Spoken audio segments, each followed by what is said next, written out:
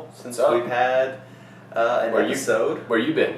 I know where we've been, but I don't know where they've been. I don't know. Do I want to know? But they're here now, and that's what's important. And we've got a couple of Karbach beers to review tonight, and one of which is the Pontificator. Sounds very, very off the cuff, very verbose. I'm sure it's going to be great. Another one that we're going to be trying is, both of these are pretty rare, but one of these is extremely rare. The Bourbon Barrel Hellfighter. So wait a minute. What? I'm really offended by that. By what? You cannot say that on Hellfighter? Yeah, you can't say that unless we're gonna cut to the intro, because that's like what. Oh, because it starts with hell.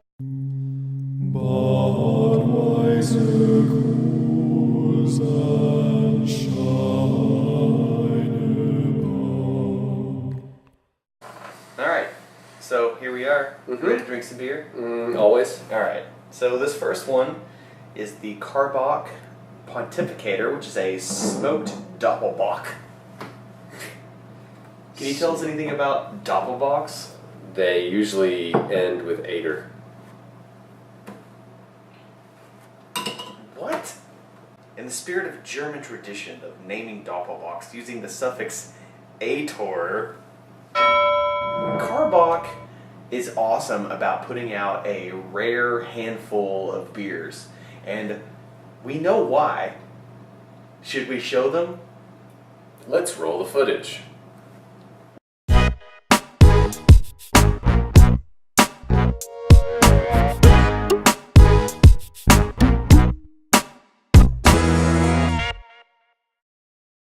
So, as you can see from our somewhat awkward clip there were lots of small to medium-sized brewing devices which would lend to doing several small batch beers. Experimentation. Right. Which I think is awesome, especially for a brewery like Karbach, who is definitely growing. They put out these small batch releases, and they're doing it a lot. Like, it's almost hard to keep up with. But you know, they do beers like this, and I'm kind of wondering if they're testing the market to see how well they're received.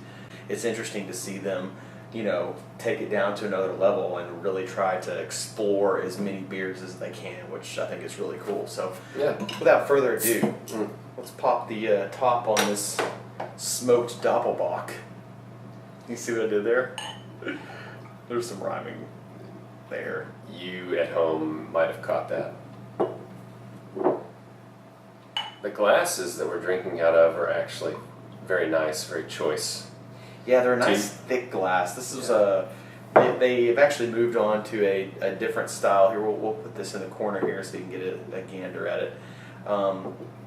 It's somewhat opaque of a glass, but you can kind of get a view there that it is a pretty dark beer. It has some ruby highlights, but it's mostly a dark brown in color, and it does have a nice head to it.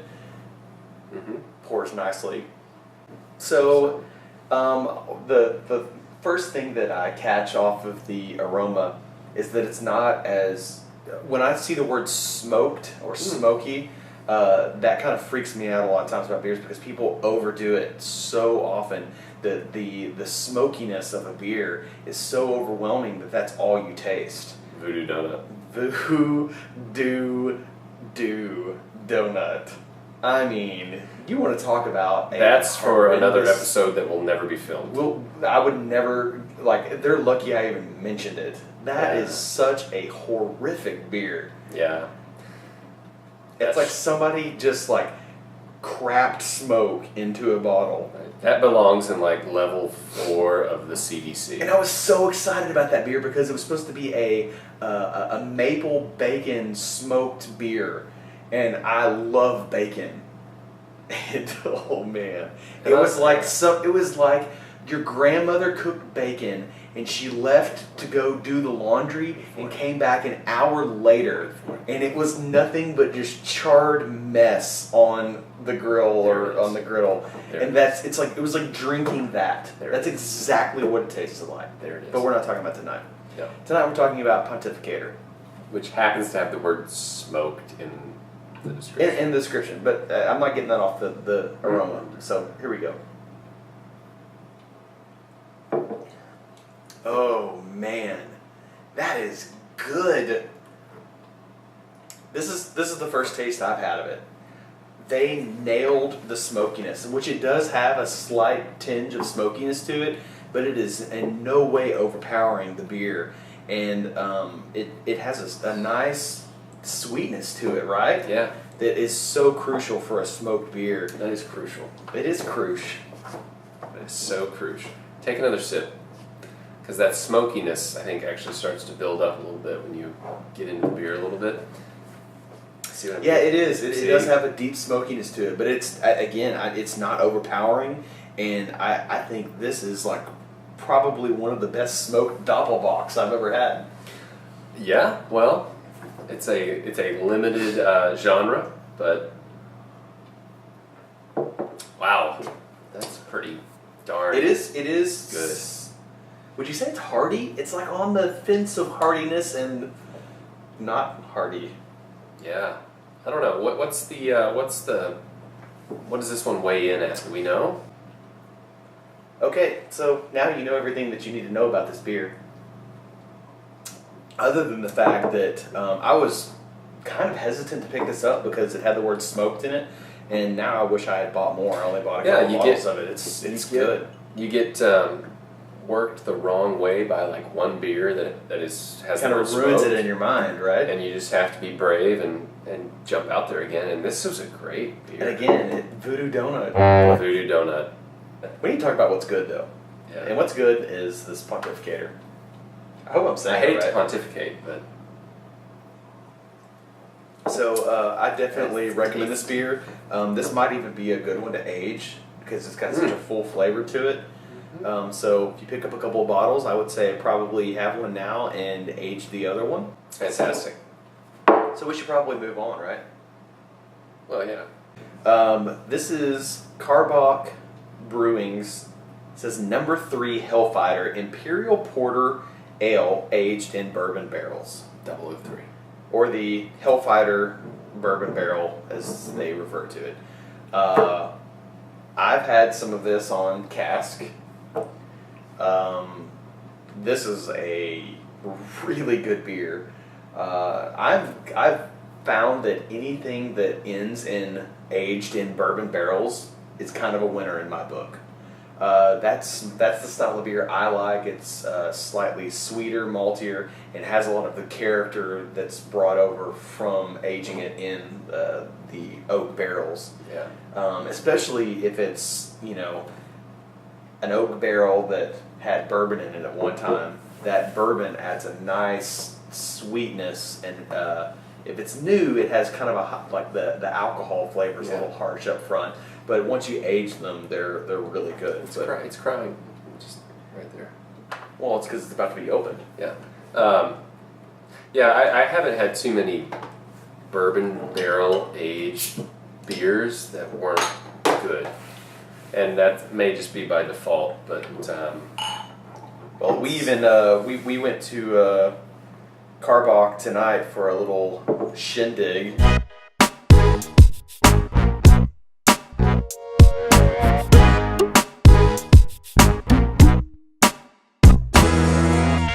So now it's time to dig into this Hellfighter. Oh man, gosh, it stings the nostrils. But oh my gosh, it in a very good way. Yeah, and you get the same aroma from almost every beer. Okay, we'll just dive right in. It's a very tiny sip. That was fantastic. Oh my gosh. It's no wonder this is limited. Okay, maybe we should tell them why this particular one is more than likely a limited release. Yeah, we should. So because we know. when any brewery brews a beer that they plan on putting in oak barrels, first they have to acquire some oak barrels, and it's either they have to purchase them new or they purchase them used from either a distillery or a winery, just depending on what kind of beer they make. So they have to acquire these barrels, and then once they brew the beer, they put the beer in the barrels, and then they have to have a place to actually store these and let them age for long enough to pick up some of the flavors and notes from the oak.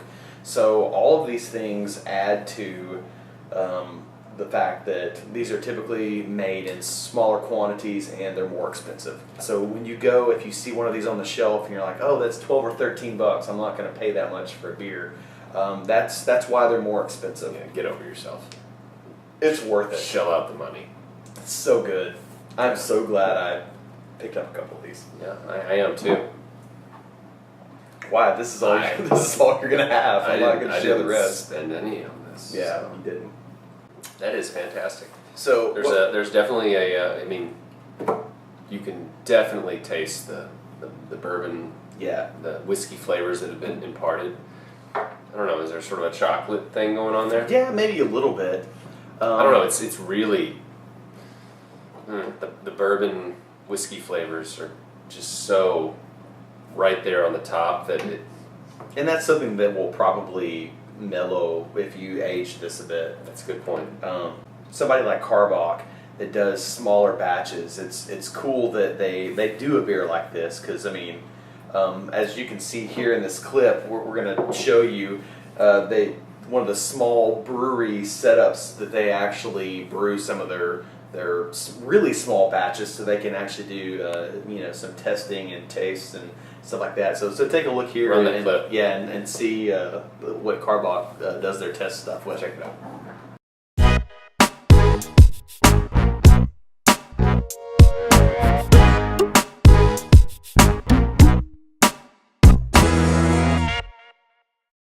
So that's how they do their thing, I guess. Apparently, a lot of nitrile gloves. What are those? Is it nitrile? Sure. The blue gloves. Smurf gloves. Right. I don't know. It's not latex. Definitely, I would know latex. what that looks like. Sure, you would. But latex is not usually blue. I think it's nitrile is what those are, and they tear rather easily. So overall, this beer, I would say, like, it has awesome oak characteristics, kind of a buttery finish to it. Good point. Almost any beer that I've had that's been oak aged, the hoppiness is so mellow. It's just it's hard to pick up hardly any hop note, because they're almost always malty and sweet. But man, this is a great beer. So yeah, I would drink it. I am drinking it, and I would drink it. And I will say that we have had this before, as opposed to the Pontificator. That was the first. That was blind. That was a blind taste. And congratulations, Karbach. You guys are just really pulling out the stops. You have a really cool brewery. Obviously, we got to roam around the brewery tonight, take a few shots, so that hopefully you enjoyed. And man, cheers to Karbach. Here it is. So, until next time, I'm Michael. And I'm still Michael. And I guess we're going to keep drinking. Don't stop believing. Welcome to the show.